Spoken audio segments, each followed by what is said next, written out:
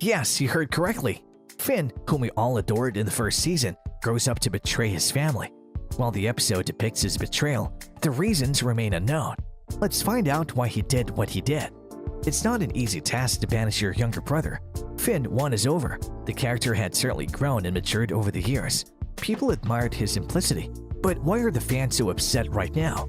The finale left us with many unanswered questions. Finn Shelby is Arthur and Mrs. Shelby's youngest son, the youngest brother of Arthur, Thomas, John, and Ada Shelby, and the husband of Mary Shelby. Finn is a former Peaky Blinders gang member who was expelled from the family for his carelessness as a gang member. What made him betray? Why was he banished? Finn chose his companion over his loved ones after bombing the test set for him at Arrow House. Arthur coerced former professional footballer Billy Grade into assisting with match fixing for the Peaky Blinders. Grade previously worked alongside Finn Shelby at the wagering shop. They proved to be close for more than 5 years. Finn didn't realize Billy was acting as a source, confessing Peaky Blinders mysteries to the IRA.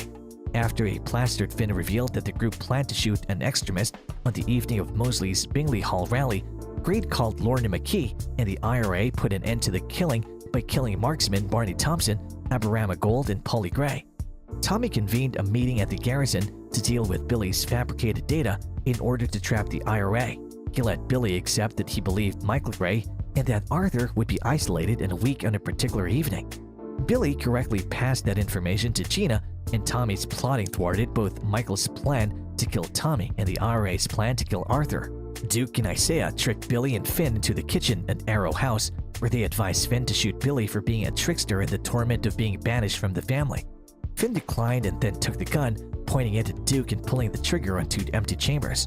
Duke returned the firearm to Finn and informed him that Charlie had realized he was going to turn on them and advised him to leave the first 2 rounds of the weapon empty. Duke then shot Billy Grade in the head and informed Finn that he was no longer a member of the Shelby family at the request of the Peaky fucking Blinders. Finn left, swearing vengeance on Duke, which will undoubtedly appear in the upcoming Peaky Blinders highlight film. Throughout Season 6, Finn has taken on the role of the Shelby clan's Where's Wally? His appearances on screen have been brief and fleeting, usually tucked into a group shot at a funeral. We caught a glimpse of his face during Polly's funeral in Episode 1, and in Episode 4, you get one passing shot of the back of his head next to Sister Ada as Tommy walks away from Ruby's funeral. And that's it. Finn has had nothing to say or do this season, apparently becoming so irrelevant over the course of the series that when Ada takes over the family business, her first port of call is Isaiah, not Finn or Daryl McCormack. When she orders the Blinders to go to Liverpool, it's Arthur, who can barely walk, who's told to go for the power of the family name, along with Isaiah and a number of new nameless recruits rather than Finn. Who was the preacher on the street outside the Garrison Tavern? That was a brand new character for the finale named Lazarus, a fitting biblical name for someone who rises from the dead. Jason Williamson of Sleaford Mods plays him. Jeremiah, who was part of the ambush on the IRA assassins, was replaced by Lazarus. What will happen in the upcoming Peaky Blinders film? Peaky Blinders creator Stephen Knight announced in January 2021 that, contrary to proposed plans for 7 seasons, for years he'd said 5 was the goal, but that came and went. The TV show would end after 6 seasons and be followed by a feature film. That is the current plan, as we discuss in greater detail here. The film's production is currently scheduled to begin in early 2023, which means fans won't be able to see it until at least 2024. Speaking to Digital Spy ahead of the premiere of Season 6, Knight confirmed that Tommy and Arthur would be in the film, which is said to be set during World War II. Because Season 6 took place around 1935 to 6, each new visit to the Shelby family tends to jump a few years, and World War II broke out in 1939, the timescale makes sense. The introduction of Conrad Kahn as Duke Shelby and his new rivalry with Finn Shelby, as well as the prominence of high-ranking Peaky Blinder Isaiah Jesus, the son of street preacher Jeremiah, are likely to provide plot for the film.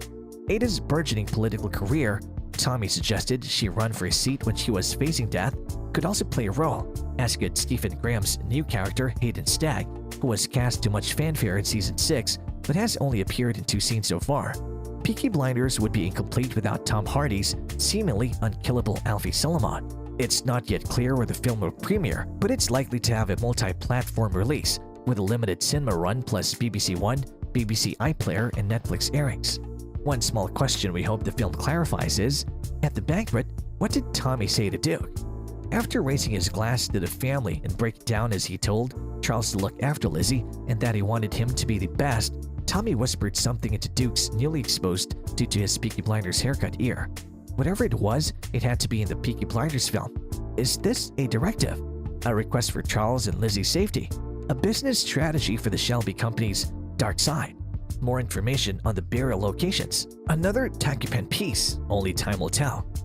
Why did Dr. Halford develop the tuberculoma diagnosis? A year or so into Tommy and Oswald Mosley's political partnership, Mosley arranged for his close friend and Nazi sympathizer, Dr. Michael Halford, to become Tommy's personal physician. Unbeknownst to Tommy, Halford was Tommy's private doctor for 3 years until Mosley and his pals decided Tommy's time was up.